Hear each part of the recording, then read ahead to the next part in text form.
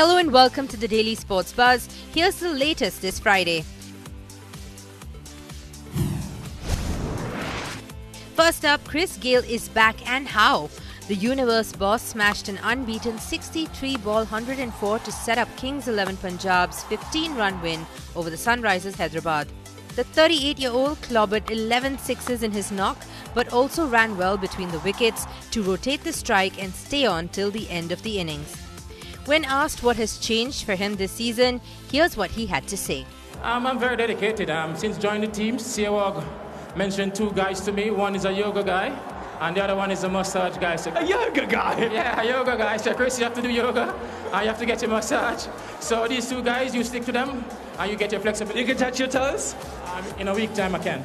Gayle took a particular liking to Rashid Khan, whom he whacked for 4 consecutive sixes in the 14th over. The Afghan bowler went for 55 runs in his 4 overs, his worst ever performance in the Vivo IPL. Gayle played it to perfection. He picked who he wanted to go after, went after them, made sure he put the pressure on there. Kane Williamson by making them bowl the bowlers when he did, making sure he didn't get out so he could launch at the end. You don't often see Khan get hit for more than 25, so to have him go for 43 or 49 or 50 something, it was, awesome. Meanwhile, in a bid to attract new and younger audiences to the game, the England and Wales Cricket Board have proposed a new city-based 100-ball cricket format. The concept proposes 15 traditional 6-ball overs with a 16th over to be a 10-ball over, making it a round figure of 100 balls a side. It will be 20 balls shorter than the current T20 format. The ECB have confirmed that London, Birmingham, Leeds, Southampton, Manchester, Cardiff and Nottingham will be the host cities, with Lords and the Oval hosting 2 sides in the capital. The cities will also have a women's team, while the Kia Super League for women will be scrapped. The proposed approach was presented by the ECB to the chairman and chief executives of the first-class counties and MCC on Thursday and has been unanimously supported. Tom Harrison, the ECB chief executive officer, said, and I quote, "This is a fresh and exciting idea which will appeal to a younger audience and attract new fans to the game. Our game has a history of innovation and we have a duty to look for future growth for the health and sustainability of the whole game."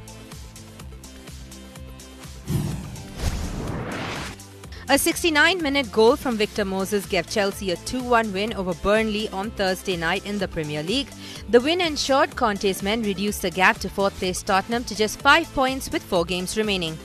The Chelsea manager was pleased with the way both his strikers played after starting together for the first time this season.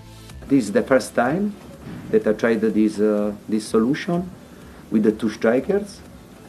I had great responses about them, and for sure in the future could be a good option. Having dropped 5 points in their last 2 games, Spurs have opened the door for Chelsea in the race for the final Champions League spot. Meanwhile, Rafael Nadal's search for a 3rd consecutive title at the Monte Carlo Masters is right on track as the Spaniard beat Karen Khachanov 6-3, 6-2 to enter the quarterfinals on Thursday.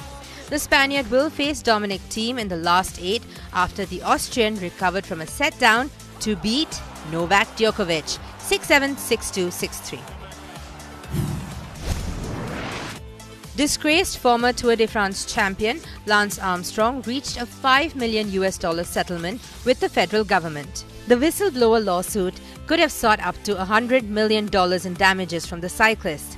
The 7-time champion was stripped of his Tour de France victories after admitting he used performance-enhancing drugs throughout much of his career. The deal announced on Thursday came as the 2 sides prepared for a trial that was scheduled to start on the 7th of May. Seeking back the millions it spent sponsoring Armstrong's team, the US government joined the lawsuit against Armstrong in 2013 after the televised confession to Oprah Winfrey. Armstrong had already retired by then, but the confession shattered the legacy of one of the most popular sports figures in the world. That's all we've got for you today. Have a great weekend. Bye-bye.